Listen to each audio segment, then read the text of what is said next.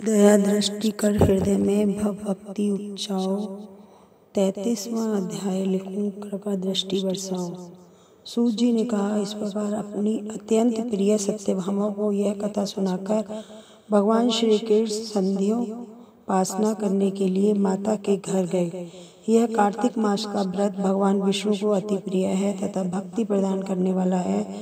रात्रि जागरण, प्रातःकाल का स्नान, तुलसी वट सिंचन, उद्यापन और दीपदान, ये 5 कर्म भगवान विष्णु को प्रसन्न करने वाले हैं, इसीलिए इसका पालन अवश्य करना चाहिए। ऋषि बोले, भगवान विष्णु को प्रिय यह अधिक फल की प्राप्ति कराने वाले, शरीर के प्रत्येक अंगों को प्रसन्न करने वाले कार्तिक महत्व आपने हमें बताया। यह मोक्ष की कामना करने वालों अथवा भोग की इच्छा रखने वाले मनुष्यों को यह व्रत अवश्य ही करना चाहिए। इसके अतिरिक्त हम आपसे एक बात पूछना चाहते हैं, यदि कार्तिक मास का व्रत करने वाला मनुष्य किसी संकट में फंस जाए या किसी वन में हो या व्रती किसी रोगग्रस्त हो जाए तो उस मनुष्य को कार्तिक व्रत किस प्रकार करना चाहिए? क्योंकि कार्तिक व्रत भगवान विष्णु को अत्यंत प्रिय है और इसे करने से मुक्ति, भक्ति एवं सब कुछ प्राप्त हो जाता है, इसलिए इसे छोड़ना नहीं चाहिए। सूत जी के इसका उत्तर देते हुए कहा, यदि कार्तिक का व्रत करने वाला मनुष्य किसी संकट में फंस जाए तो हिम्मत करके भगवान शंकर या भगवान विष्णु के मंदिर जो भी पास में हो उसमें जाकर रात्रि जागरण करे। यदि व्रती घने जंगल में फंस जाए या पीपल के वृक्ष के नीचे तुलसी वन में जाकर जागरण करे, भगवान विष्णु की प्रतिमा के सामने बैठकर विष्णु का कीर्तन करे। ऐसा करने से सहस्त्रों गायों के दान के समान फल की प्राप्ति होती है। जो मनुष्य विष्णु के कीर्तन में बाजा बजाता है उसे बाजवे यज्ञ के समान फल की प्राप्ति होती है। हरि कीर्तन में नृत्य करने वाले मनुष्य को सभी तीर्थों में स्नान का फल मिलता है। किसी संकट के समय रोगी हो जाने और जल न मिल पाने की स्थिति में केवल भगवान विष्णु के नाम मात्र से मार्जन ही कर लें। यदि उद्यापन न कर सकें तो व्रत की पूर्ति के लिए केवल ब्राह्मणों के प्रसन्न करने के लिए विष्णु जी प्रसन्न रहते हैं। यदि मनुष्य दीपदान करने में असमर्थ हो तो दूसरे के दीप की वायु आदि भली भांति रक्षा करे। यदि तुलसी का पौधा समीप न हो तो वैष्णव ब्राह्मण की ही पूजा कर ले, क्योंकि भगवान विष्णु सदैव अपने भक्तों के समीप रहते हैं। इन सबके होने पर कार्तिक का व्रत करने वाला मनुष्य गौ, पीपल और बट वृक्ष की श्रद्धापूर्वक सेवा करे। शौनक आदि ऋषि बोले, आपने गौ तथा ब्राह्मणों के समान पीपल और बट वृक्षों को बताया है और सभी वृक्षों में पीपल तथा बट वृक्ष को ही श्रेष्ठ कहा, इसका कारण बताइए। सूत जी बोले, पीपल भगवान विष्णु और बट भगवान शंकर का स्वरूप है। पलाश ब्रह्मा जी के अंश से उत्पन्न हुआ, जो कार्तिक मास में उसके पत्तल में भोजन करता है वह भगवान विष्णु के लोक में जाता है। जो इन वृक्षों की पूजा, सेवा, दर्शन करते हैं उनके सभी पाप नष्ट हो जाते हैं। ऋषियों ने पूछा, हे प्रभु, हम लोगों के मन में एक शंका है कि ब्रह्मा विष्णु शंकर वृक्ष स्वरूप क्यों हुए? कृपया आप हमारी शंका का निवारण कीजिए। सूत जी बोले, प्राचीन काल में एक भगवान शिव तथा पार्वती विहार कर रहे थे। उस समय उनके विहार में विघ्न उत्पन्न करने के उद्देश्य से अग्निदेव ब्राह्मण रूप धारण करके वहां आ गए। विहार के आनंद में के वशीभूत हो जाने के कारण कुपित होकर माता पार्वती ने सभी देवताओं को श्राप दे दिया। सूत जी बोले, इस प्रकार कुपित पार्वती जी के शाप के कारण समस्त देवता वृक्ष बन गए। यही कारण है कि भगवान विष्णु पीपल और शिवजी बट के वृक्ष हो गए। इसीलिए भगवान विष्णु का शनिदेव के साथ योग होने के कारण केवल शनिवार को ही पीपल छूना चाहिए, अन्य किसी दिन नहीं छूना चाहिए। इति श्री सूत जी ने ऋषियों से कहा, प्रसंग बखान 34वें अध्याय पर दया करो भगवान।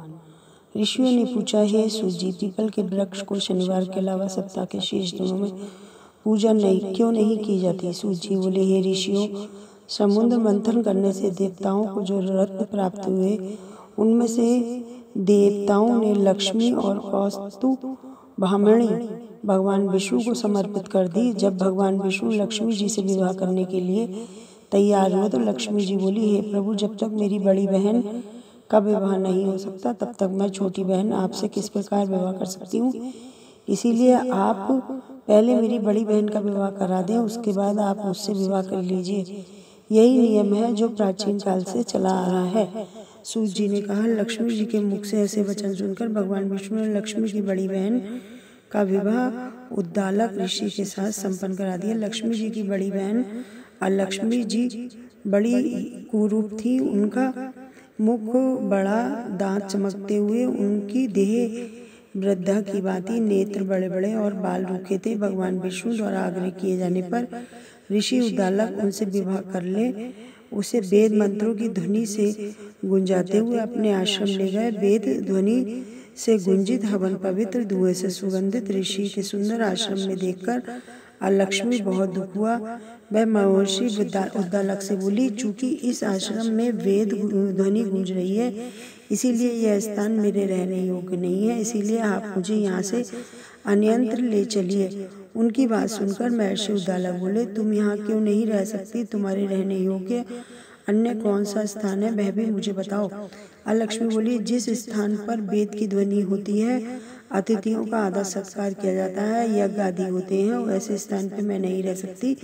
जिस स्थान पर पति पत्नी आपस में प्रेम से रहते हैं, पितरों के निमित्त यज्ञ हो, देवताओं की पूजा होती हो, उस स्थान पर भी मैं नहीं रह सकती। जिस स्थान पर वेदों की ध्वनि ना हो, अतिथियों का आदर सत्कार ना हो, यज्ञ न होते हो, पति पत्नी आपस में कलह करते हो, पूज्य वृद्धों, तत्पुरों, सत्पुरुषों तथा मित्रों का अनादर होता हो, जहाँ दुराचारी, चोर, परगमी, पर स्त्रीगामी मनुष्य निवास करते हैं, जिस स्थान पर गायों की हत्या की जाती है, मद्यपान, ब्रह्म आदि पाप होते हैं, ऐसे स्थान पर मैं प्रसन्नता पूर्वक निवास करती हूँ। सूत जी बोले, अलक्ष्मी के मुख से इस प्रकार वचन सुनकर उद्दालक का मन खिन्न हो गया। वह इस बात को सुनकर मौन हो गए। थोड़ी देर बाद बोले कि ठीक है, मैं तुम्हारे लिए ऐसा स्थान ढूंढ दूंगा। जब तक मैं तुम्हारे ऐसा स्थान ना ढूंढूं, तब तक तुम इसी पीपल के नीचे चुपचाप बैठी रहना। महर्षि उद्दालक उसे पीपल के वृक्ष के नीचे बैठाकर उसके रहने योग्य स्थान की खोज में निकल पड़े, परंतु जब बहुत समय तक प्रतीक्षा करने पर भी वे वापस नहीं लौटे तो अलक्ष्मी विलाप करने लगी। जब वैकुंठ में बैठी लक्ष्मी अपनी बहन अलक्ष्मी का विलाप सुना तो वे व्याकुल हो गई। वे दुखी होकर भगवान विष्णु से बोली, हे प्रभु, मेरी बड़ी बहन पति द्वारा त्यागे जाने पर अत्यंत दुखी है। यदि मैं आपकी प्रिय पत्नी हूँ तो आप उसे आश्वासन देने के लिए उसके पास चलिए। लक्ष्मी जी की प्रार्थना पर भगवान विष्णु सहित उस पीपल वृक्ष के पास गए, जहाँ अलक्ष्मी बैठकर विलाप कर रही थी। उसको आश्वासन देते हुए भगवान विष्णु बोले, हे अलक्ष्मी, तुम इसी पीपल वृक्ष की जड़ में सदैव के लिए निवास करो, क्योंकि इसकी उत्पत्ति मेरे ही अंश से हुई है और इसमें सदैव मेरा ही निवास रहता है। प्रत्येक वर्ष गृहस्थ लोग तुम्हारी पूजा करेंगे, उन्हीं के घर में तुम्हारी छोटी बहन का वास होगा। स्त्रियों को तुम्हारी पूजा विभिन्न उपहारों से करनी चाहिए। मनुष्य को धूप, दीप, गंध आदि से तुम्हारी पूजा करनी चाहिए, तभी तुम्हारी छोटी बहन उन पर प्रसन्न होगी। सूत जी बोले, ऋषियों, मैंने अपने भगवान श्री कृष्ण, सत्यभामा, पृथुनारद का संवाद सुना दिया, जिसे सुनते ही मनुष्य के समस्त पापों का नाश हो जाता है और अंत में वैकुंठ को प्राप्त होता है। यदि आप सब लोग मुझसे कुछ पूछना चाहते हो, अवश्य पूछिए, मैं उससे अवश्य कहूँगा। सूत जी के वचन सुनकर शौनक आदि ऋषि थोड़ी देर तक प्रसन्नचित्त नहीं वहीं बैठे रहे। तत्पश्चात वे लोग बद्रीनारायण के दर्शन हेतु चले गए। जो मनुष्य इस कथा को सुनता और सुनाता है, उस संसार में सवित सुख प्राप्त करता है। अनुपम कथा कार्तिक होती है संपन्न, इसको पढ़ने से श्री हरि होते हैं प्रसन्न। इतनी कथा सुनकर सभी ऋषि सूत जी से बोले, हे सूत जी, अब आप हमें तुलसी विवाह की विधि बताइए। सूत जी बोले, कार्तिक शुक्ल नवमी को दोपहर युग का आरंभ हुआ, अतः यह तिथि दान और उपवास में क्रमशः लोगों को बहुत ही सुख देने वाली है।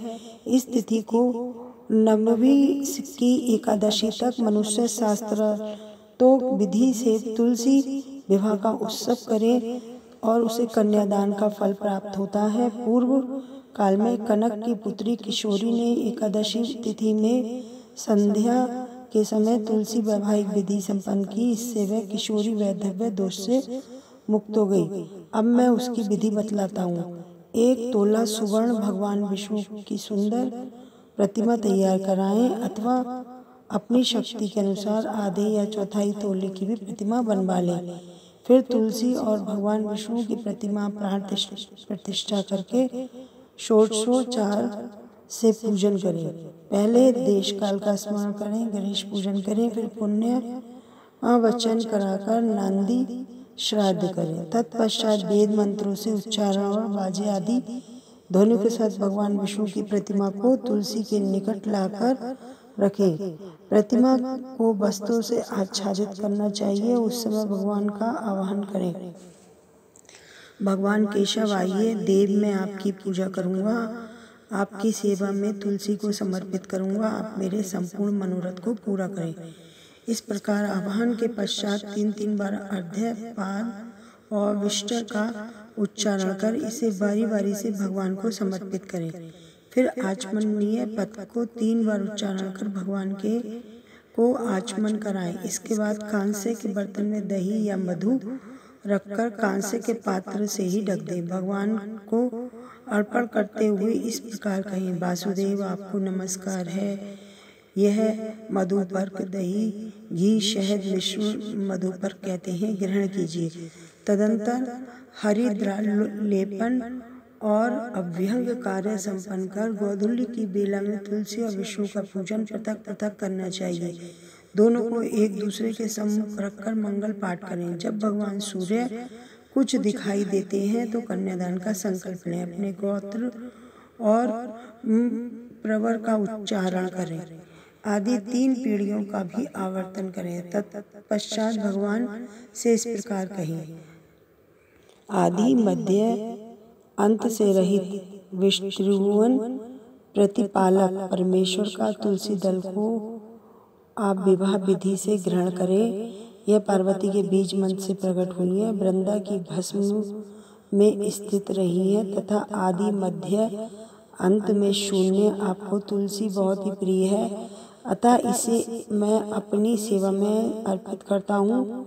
मैंने जल के घड़े में सींचकर एक अन्य प्रकार की सेवाएं करके अपनी पुत्री की भांति से पाला पोषा और बढ़ाया है। आपकी प्रिया तुलसी मैं आपको दे रहा हूँ, हे प्रभु आप इसे ग्रहण करें। इस प्रकार तुलसी का दान कर फिर दोनों और अर्थात तुलसी भगवान विष्णु की पूजा करें, विवाह का उत्सव मनाएं। सुबह होने पर पुनः तुलसी विवाह पूजन करें, अग्नि की स्थापना करें, द्वादशाक्षर मंत्र से खीर, मधु, तिल मिश्रित हवन द्रव्य 108 आहुति दें। फिर स्वस्थकृत होम के करके पूर्ण आहुति दें। आचार्य की पूजा करके होम की शेष विधि पूरी करें। इसके बाद भगवान से इस प्रकार प्रार्थना करें, हे प्रभु आपकी प्रसन्नता के लिए मैंने ये व्रत किया। जनार्दन इसमें जो न्यूनता हो उस प्रसाद पूर्णता को प्राप्त हो जाए। यद्यपि द्वादशी में रेवती का पौधा चौथा चरण बीत रहा हो उस समय पारण ना करें। जो उस समय भी पारण करता है उसे व्रत का निष्फल प्रभाव होता है। भोजन के पश्चात तुलसी के स्वतः गलकर गिरे हुए पत्तों को खाकर मनुष्य सब पापों से मुक्त हो जाता है। भोजन के अंत में उक आंवला बेर फल खा लेने से उद्दिष्ट दोष मिट जाता है। तदंतर भगवान का विसर्जन करते हुए कहें, हे भगवान आप तुलसी के साथ वैकुंठ में पधारें। प्रभु मेरे द्वारा की हुई पूजा ग्रहण करें, आप सदैव संतुष्ट करें। इस प्रकार देवेश्वर विष्णु का विसर्जन कर आप सभी मूर्ति सामग्री आचार्य को अर्पण कर दे। इससे मनुष्य कृतार्थ हो जाता है। यह विधि सुनकर सूत जी ने ऋषियों से कहा, हे ऋषियों इस प्रकार जो मनुष्य श्रद्धापूर्वक सत्य, शांति और संतोष को धारण करता है, भगवान विष्णु को तुलसी समर्पित करता है, उसके सभी पापों का नाश हो जाता है और संसार के सुखों को भोगकर अंत में विष्णु लोक को प्राप्त होता है। हे ऋषिश्वर ये कार्तिक माह में सब लोगों और संपूर्ण नाशों का नाश करने वाला है। जो मनुष्य महात्माओं की भांति महात्मा को भक्ति पूर्वक पढ़ता है, सुनता है, धारण करता है, उसके सब पापों से मुक्त हो भगवान विष्णु के लोक में जाता है। जिसकी बुद्धि खोटी हो, श्रद्धा से हीन हो, ऐसी मनुष्य को ये पाठ महात्मा सुनना चाहिए। इति श्री महात्मा 35 अध्याय समाप्त।